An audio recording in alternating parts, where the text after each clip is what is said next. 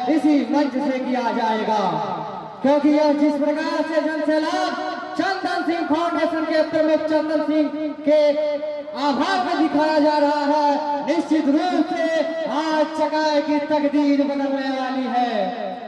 आज चकाई का वो स्वर्णिम भविष्य लिखने वाला है जिसका सभी लोगों का बेसब्री से इंतजार था, और एक गुलामी के जंजीरों से निकलने का आज यह आम जनसभा एक विशाल जनसभा में होकर बन रही है। अभी भी कुछ प्रतीक्षा करनी है, क्योंकि जितने लोग यहाँ पहुंच चुके हैं उतने लोग अभी हमारे रास्ते में हैं।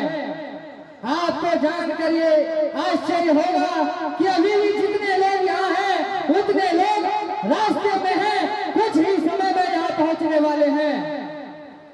और आज वो इतिहास, चकाई के इतिहास में यह दर्ज किया जाएगा कि किसी निर्दलीय उम्मीदवार के पक्ष में इतना जनमानस खड़ा है, इतना लोगों का सहानुभूति जो उनके साथ है।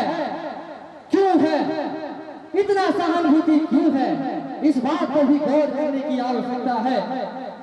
क्योंकि चंदन सिंह कौन है ये हमें बताने की आवश्यकता है ही नहीं। चंदन सिंह कौन है, क्या करते हैं, ये हमें बताने की आवश्यकता बिल्कुल नहीं है। क्योंकि जब हम गांव गांव घूमते हैं तो हम पूछते हैं कि चाची तो चंदन सिंह के जाने छो? हाँ, तो चाची का रिप्लाई आता है, हाँ वही चंदन सिंह ना जो गरीब बेटिया सबके सरिया में मदद करे छे। अरे वही चंदन सिंह ना जो खुना दिए छे। तब हम सोचते हैं कि हम बता रहे हैं, ये चाची तो हमको ही बता रहे हैं चंदन सिंह के बारे में, चंदन सिंह के कामकाज के बारे में। तो क्या बताऊं मैं उनको कि चंदन सिंह क्या करते हैं। हमसे ज्यादा तो यहाँ का जनमानस जान रहा है, यहाँ का जनसैलाब जान रहा है कि चंदन सिंह क्या काम कर रहे हैं और कब से कर रहे हैं और किस किस क्षेत्र में कर रहे हैं। वैसे बताना चाहूंगा, शुरुआती जो क्षण था उसमें हम लोग सीमित थे, क्योंकि बहुत ज्यादा हम लोग के पास सोर्सेस नहीं थे। तो हमने सबसे पहले बेटियों की शादी से ही शुरुआत किया इस फाउंडेशन के माध्यम से। वैसे मैं भी बताऊं, मैं भी पहले से जुड़ा नहीं हूँ, मैं भी यही का हूँ। मैं भी चंदन सिंह फाउंडेशन से शुरुआत में नहीं जुड़ा हूँ और न मैं जानता था। जो सच्चाई है मैं वो आपके सामने बोल रहा हूँ।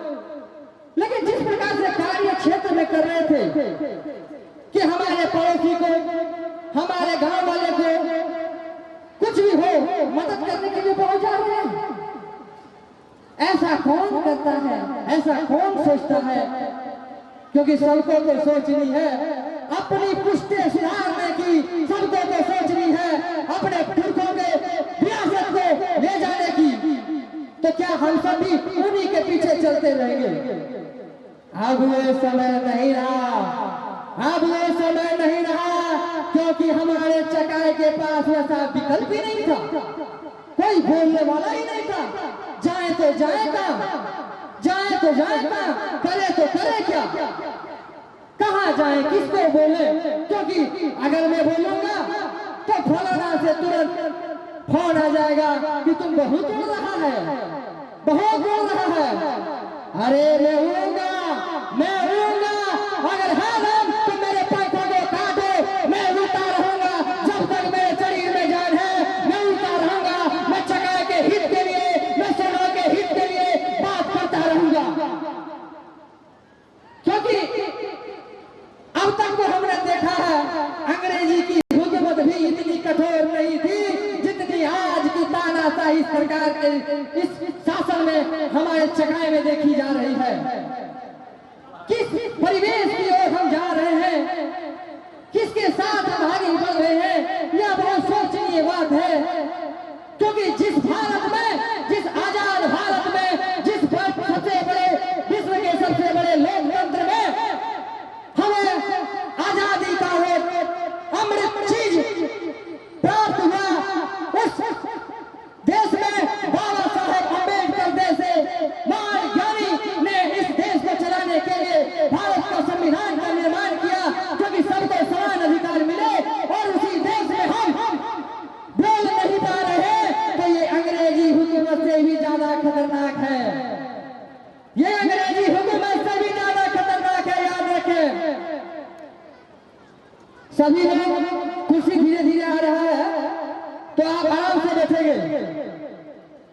तो मैं चर्चा कर ही रहा था कि किस प्रकार से हमें इस आजाद भारत में गुलामी के जंजीरों में जकड़ा जा रहा है, किस ओर हमारा समाज जा रहा है, किस ओर हमारा चकाए सोनों का क्षेत्र जा रहा है। क्योंकि वोट तो हम लगातार निरंतर देते आ रहे हैं, लेकिन उससे न चकाए का भला हुआ है, न चकाए के जनमानस का भला हुआ है। भला हुआ है तो सिर्फ दो ही परिवार को भला हुआ है, और उसका खामियाजा हम लोग भुगत रहे हैं आज तक। उसका खामियाजा आज भुगत रहे हम लोग सब। आज यह जो विशाल जनमानस देख रहे हैं, इसमें बढ़ चढ़ के हिस्सेदारी महिलाओं की देखी जा रही है, बढ़ चढ़ के हिस्सेदारी महिलाओं की देखी जा रही है। वो महिलाएं जिसे समाज में सिर्फ और सिर्फ घर के कामों के लिए रखा जाता था, आज वो महिलाएं निश्चित रूप से प्रखंड कार्यालय पहुंचकर अपने सारे चीजों का काम खुद से कर रही है। हालांकि इसका दूसरा पहलू भी है, इसका दूसरा पहलू ये है